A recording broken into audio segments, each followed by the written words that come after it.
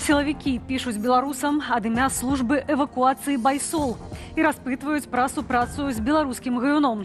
Пра гэта паведаміў Андрэй Стрыжак. Кіраўнік Байсолу заклікаў быць пільнымі і нагадаў, што гарачая лінія арганізацыі ў тэлеграме мае адзіны аккаунт – Help Байсол. Вітаю, шановнае спадарства. У эфіры «Аб'ектыў» Анастасія Русецкая і сёння выданне. Координацыйная рада не готовая патрабаваць санкцыяў супраць бізнесоўца Александра Машэнскага. Патрэбны доказы таго, што гэта гаманец Лукашенко. Беларусь страчвае пазіцыі ва ўсесветным рэйтынгу ўспрымання карупцыі. Нема грамадскага кантролю за чыноўнікамі, нема, скажем так, натуральнага адбора на чынавенскія кадры. Пахла хлёркаю, а цяпер цвіллю. Мінчукі, якіх перавялі на артэзіянскія крыніцы, скардзяцца на якасць вады. Калі трубы не былі заменены, тое, што вада артэзіянская ці не, літаральна не дапаможа. Сергей Пятрухін прапанаваў, каб координацыйная рада заклікала ўвесці санкцыі супраць мільянера Александра Машэнскага і ягоных бізнес-структураў. Але падчас онлайн-паседжання рады прапановы блогера не падтрымалі. У чым прычына і ці ёсць магчымасць забараніць меркаванаму гаманцу Лукашэнкі ўезд у Еўропу, высвятляла Ірына Дарафійчук. Запатрабавалі дакумент з доказамі. Координацыйная рада не падтрымала ідэю ўвядзення санкцыяў супраць бізнесоўца Александра Машэнскага. Прапанову падчас онлайн-паседжання структуры агучыў блогер Сергей Пятрухін. Учора павінна было адбыцца галасаванне адносна нашага стаўлення координацыйнай рады да алігархату Лукашэнкі. Спікерка координацыйнай рады Анжэліка Мельнікава мае іншую думку. Рэзалюцыю ставіць на галасаванне зарана. Наколькі мне вядома, першапачатковую ідзею гэтую падтрымала група дэлегатаў, аднак гаварыць пра тое, што гэта агульная іх пазіцыя, я не магу, таму што нават учора на гэтым пасяджэнні ніхто не выказаўся за.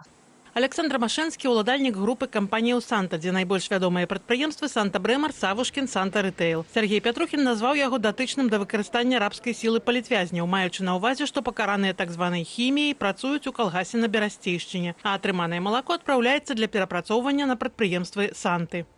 Патрэбны доказы таго, што гэта гаманец Лукашенко. Патрэбны доказы таго, што на яго прадпрыемствах выкарыстоўваецца рабскі труд. Патрэбны доказы таго, што яго прадпрыемства, напрыклад, вырабляе снаряды, якія прадаюцца ў Расію.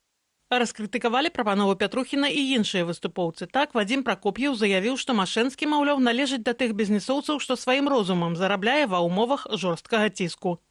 Было б лагічна, каб пад рэзалюцыяй было прадстаўлена даследаванне з доказнай базай, са спасылкамі на крыніцы. А на дадзены момант такога даследавання не прадстаўлена. Але ці сапраўды ў справе бракуе доказаў? Александр Машэнскі ў 2010-м быў даверанай асобай Лукашэнкі на прэзідэнцкіх выбарах, а ў 2020-м прысутнічаў на сакрэтнай інаўгурацыі Лукашэнкі. Летась найбуйнейшы ў Польшчы незалежны тэлеканал ТВН прысвяціў Машэнскаму рэпартаж «Чалавек Лукашэнкі ў Варшаве». У Беларусі Александр Машэнскі гадамі падтрымлівае Лукашэнку. Гэта чалавек з ягонага вельмі блізкага атачэння. Удзельнічае ў рознага кшталту прапагандысцкіх акцыях. Ён гатовы, бо няма іншага выйсця, бо такая сістэма ў Беларусі – фінансаваць інвестыцыі, якія прыдумляе Лукашенка. А ў чацвер збірае рэчы, сядае ў Мерседес на адмысловых дыпламатычных нумарах і кіроўца прывозіць яго ў Варшаву на выходныя. Паводле беларускага расследавальніцкага цэнтру, хоць Машэнскага некалькі разоў залучалі ў праекты абмежавальных спісаў, ад санкцыяў яго ратавалі еўрапейскія палітыкі. Интересы Машэнского могли лоббировать исландские чиновники. Представители исландского МИД сделали более 30 звонков в ЕС насчет торговых санкций против Машэнского. Бизнесмен покупает рыбу в этой стране и является почетным консулом Исландии в Беларуси. У 2022 годзе Машэнскага выключылі з 6-га пакету санкцыяў еўразвязу, дзякуючы лабіяванню вугоршчыны. Цяпер жа бізнесоўца абараняе орган дэмакратычных сілаў. Ірына Дарафійчук, Белсат. І тэрміновая навіна. Журналіст «Радыё Свабода» Андрэй Кузнечык, а таксама палізняволеная Алена Маўшук і грамадзянін ЗША, імя якога не раскрываюць, на волі. Пра гэта паведаміла Святлана Ціханаўская. Тым часам Марина Адамович, жонка палітвязня Міколы Статкевіча, у інтэрв'ю агенцтву «Франс Прэс» распавяла пра сваё чаканне больш за 4 гады разлукі, амаль палова з іх без вестак пра мужа. Марина Адамович распавяла пра умовы, у якіх трымаюць Міколу Статкевіча ў калоніі нумар 13.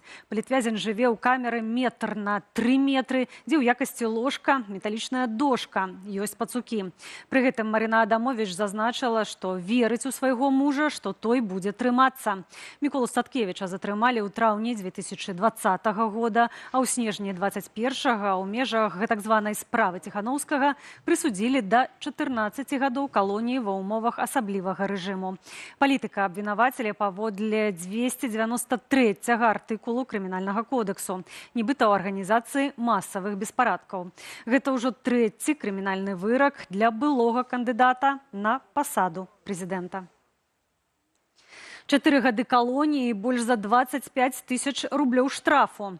У Менскім абласным судзе агучылі вырак 60-гадовай палізняволенай Наталлі Ладутцы. Яе прызналі вінаватай у спрыянні экстрэмісцкай дзейнасці. Судовы працэс над Наталляй Ладуцкай цягнуўся з 16 студзеня сёлета. Затрымалі ж беларуску летась у канцы студзеня падчас масавага рэйду КДБ ў звязку з дапамогай палітвязням. Яшчэ адзін прысуд за нібыта экстрэмізм агучылі ў Сянне. Фігуранткай адміністратыўнай справы была спецыялістка ў кадрах і ідэалагічнай працы Вікторыя Рэксць. Аднак вырак суда невядомы. А ў Гомлі 14 лютага пройдзе чарговы суд за нібыта парушэнні на лютаўскіх выбарах. Справу ў дачыненні Яўгена Бадракова будзе разглядаць суд Савецкага раёну гораду. Якія дзеянні гомельца паслужылі нагодаю для пераследу, праваабаронцам пакуль невядома. У канцы студзеня Яўгена Бадракова судзілі за нібыта распаўсюд экстрэмізму.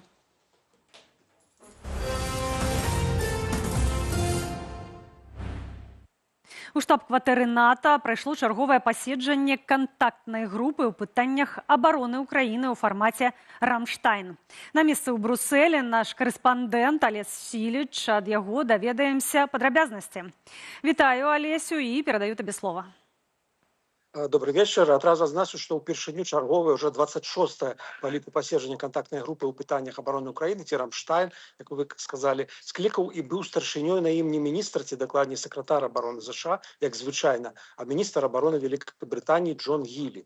Звязана это, безумоўна, з тым, што да прэзідэнцкіх абавязкаў у Вашынгтоне зусім нядаўна прыступіў Дональд Трамп, якога даўно ведаюць крытыкам НАТО. І таму усе сігналы Злучаных Штатаў у пытанні далейшай дапамогі ўкраіне, як тут кажуць, пакуль незразумелыя. Што абсалютна зразумела, згодна з заявай новага кіраўніка Пентагона Піта Хексета, што нага амерыканскага салдата ніколі не ступіць на ўкраінскую зямлю. Нават у выпадку перамір'я і наступнага магчымага ўводу войскаў ва ўкраіну еўрапейскіх сілаў НАТО. Так што чакаць яшчэ аднаго гістарычнага D-Day ці дня-D еўрапейцам не варта. Тым не менш, дэлегацыя ЗША ў сённяшнім Рамштайне ўдзельнічае, чым у прынцыпе пацвярджае сваю накіраванасць на далейшую дапамогу ўкраіне. Генеральны сакратар НАТО Марк Рютэ прывітаў гэтае рашэнне, але адзначыў, што ва ўмовах, калі Расія выдаткоўвае амаль 10% свайго ВНП на абарону, краіны НАТО не мусяць інвеставаць нашмат менш. Паслухаем генсека. Калі мы не зробім ужо сёлета некалькі няпростых крокаў датычных Украіны, у тым ліку датычных уласных выдаткаў на абарону, не станем пералічваць на яе значна больш, чым 2% нацыянальнага даходу, калі мы не зробім гэтага нават не да канца года, а да лета, то відавочна сутыкнёмся з вялікімі праблемамі. І гэта тычыцца не толькі еўрапейскай часткі НАТО, але і амерыканскай, бо ўсе мы ад Каліфорніі і да Анкары не вырабляем дастаткова прадукцыі. Міністр абароны ўкраіны Рустем Умеров прыбыў сюды ў штаб-кватэру НАТО яшчэ раніцы. Правёў шэраг двухбаковых сустрэчаў, у тым ліку з кіраўніком Пентагона, пазначыўшы перад пасяджэннем кантактнай групы 3 галоўныя прыярытэты для сваёй краіны. Першае – это ваенная дапамога ўкраіне на 2025 год. Другое – паскораныя пастаўкі крытычна важных типаў узбраенняў, такіх як сістэмы супрацьпаветранай абароны, авіяцыя і боепрыпасы. І трэцяе – інвестыцыі ў абаронную прамысловасць Украіны. Згодны з такім падыходам і старшыня ваеннага камітэта НАТО адмірал Джузепе Кава Драгоне, і, дарэчы, нядаўна наведаў Украіну. Прэзідэнт Зеленскі паведаміў мне асабіста пра неабходнасць узмацнення супрацьпаветранай абароны Украіны і пра іншыя крытычныя патрэбы для абароны краіны. Я магу гарантаваць, што НАТО, усе яе краіны-чальцы, сапраўды робяць усё, што ў іхных сілах у гэтай справе. Але нам, на маю думку, трэба рабіць крыху больш і крыху хутчэй. Выніковая прэсавая канферэнцыя па Рамштайне адбываецца прямо зараз, альбо толькі што скончылася. Дарэчы, перад пачаткам паседжання кантактнай групы журналісты ўсё ж паспелі пачуць яшчэ некалькі не вельмі прыемных заяваў кіраўніка Пентагона Піта Хекседа пра тое, што вайна ва ўкраіне больш не з'яўляецца знешнепалітычным прыярытэтам ЗША, што ўступленне Украіны ў НАТО, як мінімум у агляднай будучыні, а таксама вяртанне Украіны ў межы 2014 года, цытую, нерэалістычна. Заўтра, 13 лютага раніцай, тут пройдзе чарговае паседжанне Паўночна-Атлантычнай рады, а ў 13 гадзін збярэцца ўжо Рада Украіна-НАТО. Калегі? Дзякую, Алесь, за гэтыя падрабязнасці. Наш карэспандэнт Алесь Сіліч з Брусэлю быў з намі на сувязі.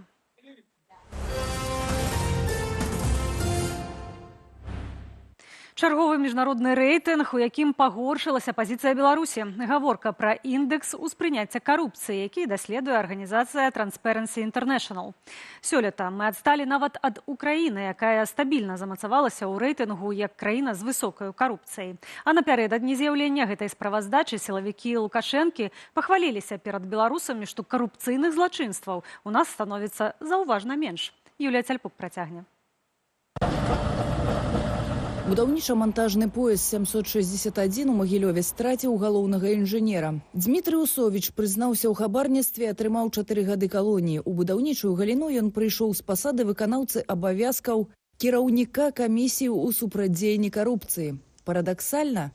Трэба паказаць змаганне. І вось знаходзяцца людзі, якім проста не пашчасціла.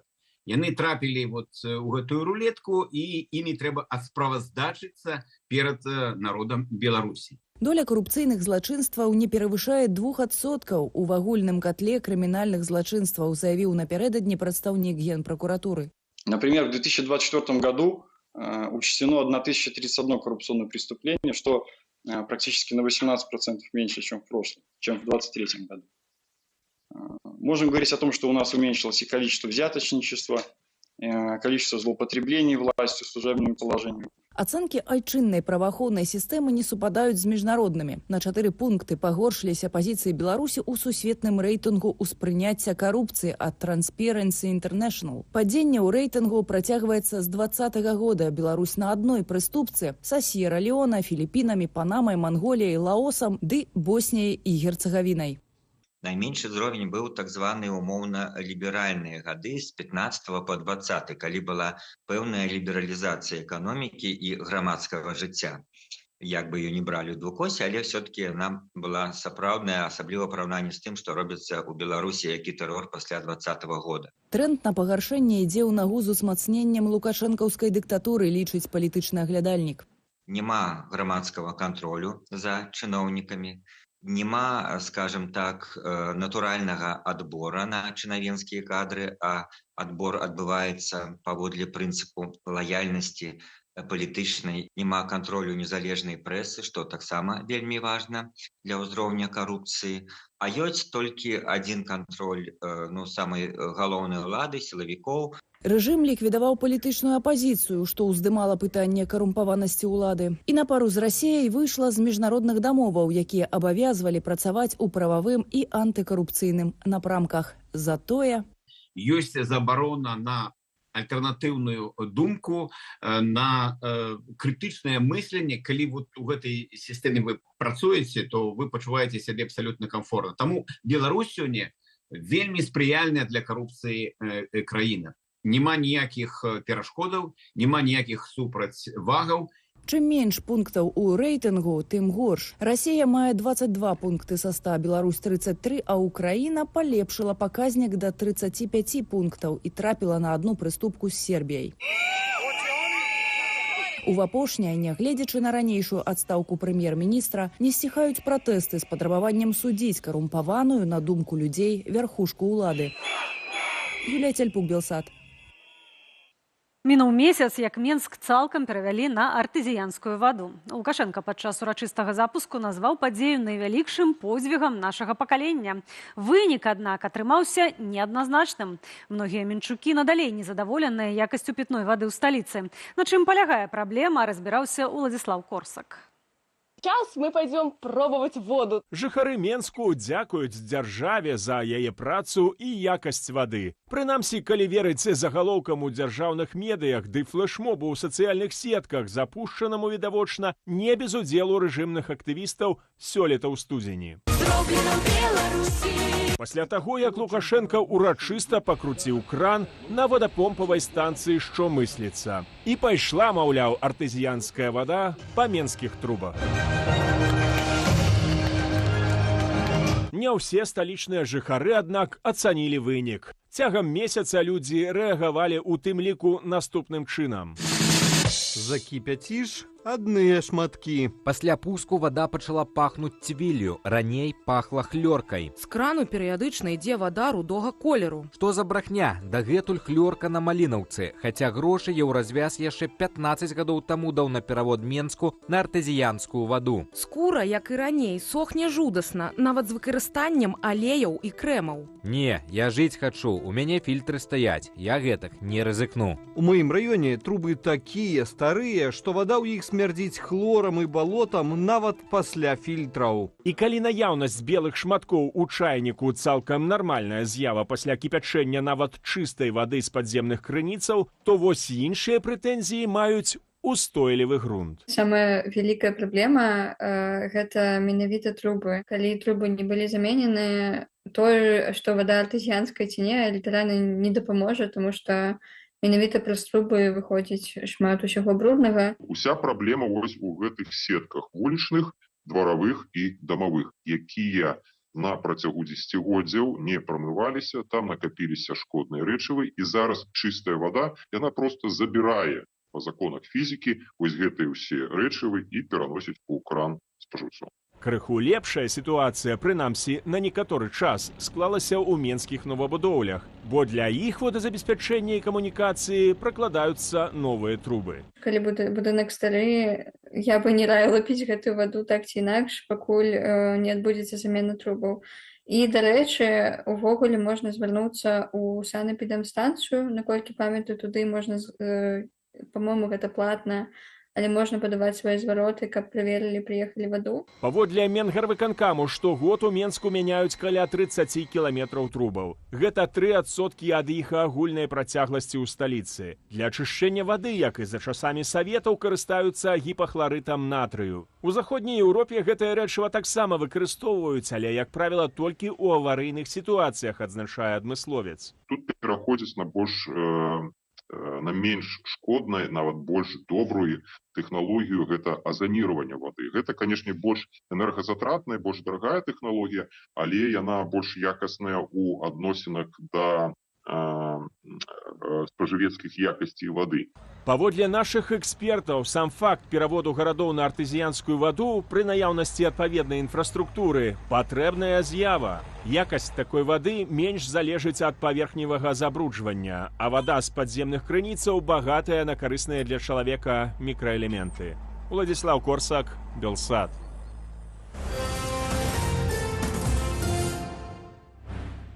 Штучны інтэлект усё мацней уваходзіць у грамадскае жыццё. З яго дапамогай беларусы-эмігранты шукаюць адно аднаго, а палітыкі рэкламуюць свае ініцыятывы.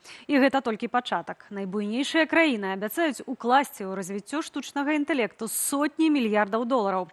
Пра апошнія навіны ў галіне камп'ютарнага розуму Антон Бяздольны. Мабільная платформа «Новая Беларусь» правяла рэбрэндынг, змянілася назва і функцыянал. Цяпер аплікацыя называецца «Свае» і ў ёй няма грамадска-палітычнага зместу. Для яго абяцаюць стварыць асобную платформу. И сфокусируемся в нем как раз на более развлекательном контенте, еще больше каких-то ивентов, плюс появился там медиа-агрегатор, например. Появились сторис, в которых можно быстро смотреть белорусские бизнесы, события там и прочее. Людзям у Беларусі стваральнікі ўвогуле раяць не спамповаць аплікацыю дзеля бяспекі. Платформа свая, арыентаваная на дыяспары беларусаў. Тут можна знайсці беларускія бізнесы і падзеі на 4 кантынентах, а яшчэ пачытаць навіны. Пры гэтым платформа персаналізуе контент для кожнага карыстальніка. Для гэтага і выкарыстоўваецца штучны інтэлект. Мы очень активно внедряем AI, и он нам позволяет делать сценарии, которые там несколько лет назад еще технически были просто невозможны, либо очень дорогими. Цяпер тэхналогіі штучнага інтэлекту даступныя не толькі спецыялістам, выкарыстоўваюць яго і палітыкі. Падборку дыпфейкаў з сабой апублікаваў у афіцыйным інстаграм-акаунце прэзідэнт Францыі Эммануэль Макрон. Так Макрон прарэкламаваў сусветны саміт у справе ШАІ, што прайшоў з ягонай ініцыятывы ў Парыжы ў панядзелак ды аўторак. Там французскі прэзідэнт анансаваў планы ператварыць Францыю ў сталіцу штучнага інтэлекту. Агулам французскія ўлады плануюць прыцягнуць да 109 мільярдаў еўра інвестыцыяў. Падтрымаць развіццё новай тэхналогіі 200 мільярдамі паабяцала і старшыня Еўракамісіі Урсула фон дер Ляйен. Францыя, яна па ўсіх рэйтынгах, яна ў шасцёрку такіх лепшых краін па штучнаму інтэлекту ўваходзіць. Але ж нават калі параўноўвае з Кітаем ці США, яна ад Кітая ў 2 разы адстае, ад США нават амаль што ў 4. Інвестыцыі еўрапейскіх краінаў разлічаныя на тое, каб дагнаць цяперашніх лідараў Кітай і ЗША. Акурат Злучаныя Штаты на парыжскім саміце адмовіліся падпісваць міжнародную дэкларацыю, прысвечаную штучнаму інтэлекту. ЗША таму і больш штучнага інтэлекту, таму што абмежаванні не мае амаль што ніякіх па яго карыстанню. У Кітаі, там ёсць абмежаванні, мы ведаем, нават не ведаем усіх. Дыктатарскія рэжымы могуць выкарыстоўваць ШАІ супраць сваіх грамадзянаў. Акурат пра гэта на парыжскай канферэнцыі быў выступ Святланы Ціханаўскай. Кіраўніца аб'яднанага пераходнага кабінета прапанавала 5 крокаў, што дапамогуць выкарыстоўваць камп'ютарны розум на карысць дэмакратыі і беларускай мовы. Антон Бяздольны, Белсат. Спадарства, яшчэ больш навінаў у нашым тэлеграм-канале, на які вы можаце перайсці праз QR-код на вашых экранах. Калі для вас гэта бяспечна, падпісвайцеся і чытайце інфармацыю, якую рыхтуюць нашыя калегі. Таксама заахвочваю зазіраць на інтэрнэт-старонку belsat.eu. Аднак перадусім памятайце пра ўласную бяспеку. А ўжо зараз мы прэзентуем вам некалькі артыкулаў з нашага сайту Белсат онлайн праз імгненне.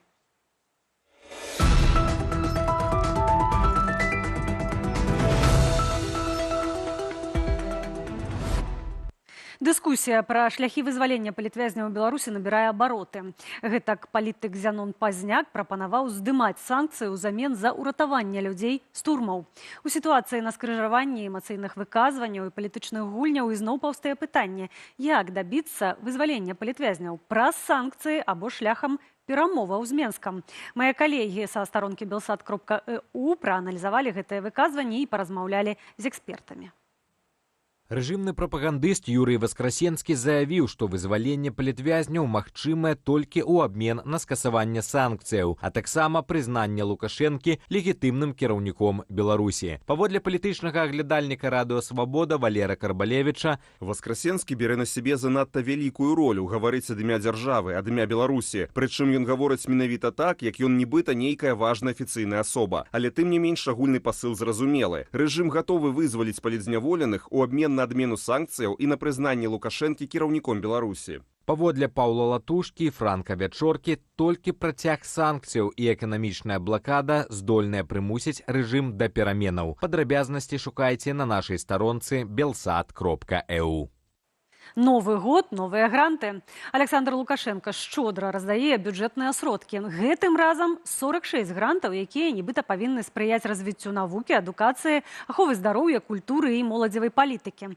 Але ці сапраўды гэтыя праекты рухаюць Беларусь наперад і ці не чарговая гэта імітацыя навуковай і культурнай дзейнасці? Адказы на гэтыя пытанні шукалі мае калегі на старонцы belsat.eu. Сярод грантаў, напрыклад, вывучэнне матылькоў у беларускіх лясах. Паводле незалежнага навукоўца Сергея Бесараба, такімі пытаннямі звычайна займаюцца школьнікі на летніх прыродазнаўчых гуртках. Чвэрць грантаў прысвечаная нібыта патрыятычным праектам, пераважна другой сусветнай вайне. Наватарскія ідэі ад ваенна-гістарычных рэканструкцый да харавога фестывалю патрыятычнай песні. Кожны атрымальнік гранту будзе штомесяц мець крыху больш за 1700 рублёў. Падрабязней на старонцы belsat.eu. Беларуская эканоміка сутыкнулася з сур'ёзным выклікам. Летась дэфіцыт вонкавага гандлю склаў больш за 1 мільярд 300 мільёнаў долараў. Імпарт расце хутчэй за экспарт, што ставіць пад пагрозу валютную стабільнасць нашай краіны. Мае калегі са старонкі belsat.eu запыталіся ў эканаміста Дмітрыя Крука, чаму так сталася і ў чым небяспека адмоўнага сальда.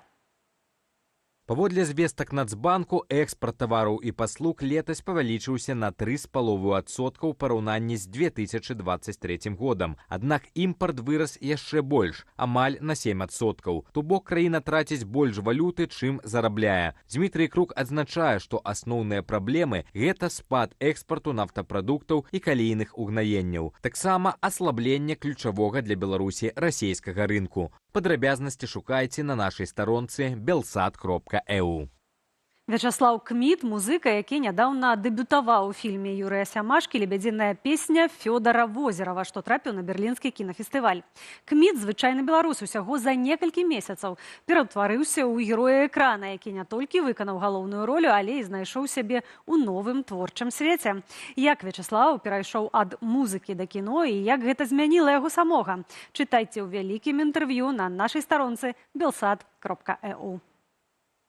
Сам Кміт і ягоны герой, музыка Фёдор Возераў, знаходзяць сябе ў свеце, поўным зменаў і пошукаў. Паводле Вячаслава, цытата, гэта не проста фільм пра вайну. Гэта гісторыя пра чалавека, які шукае сваё месца. Стваральніка фільму Юрыя Сямашку Кміт называе геніяльным рэжысёрам, дзякуючы якому свет пабачыць, што беларусы могуць здымаць фільмы не толькі пра падзеі 2020 года, але і асабістыя гісторыі.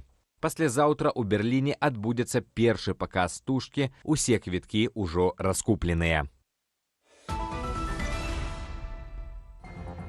Спадарства, у мяне на гэтым усё. Эфір працягне Алесь Залеўскі і праграма «Белсат Зум». А сярод гасцей кіраўнік НАУ Павел Латушка. Пытанне, ці чакаць Беларусі адкрыцця межаў. Запрашаю да прагляду і заставайцеся з Белсатам.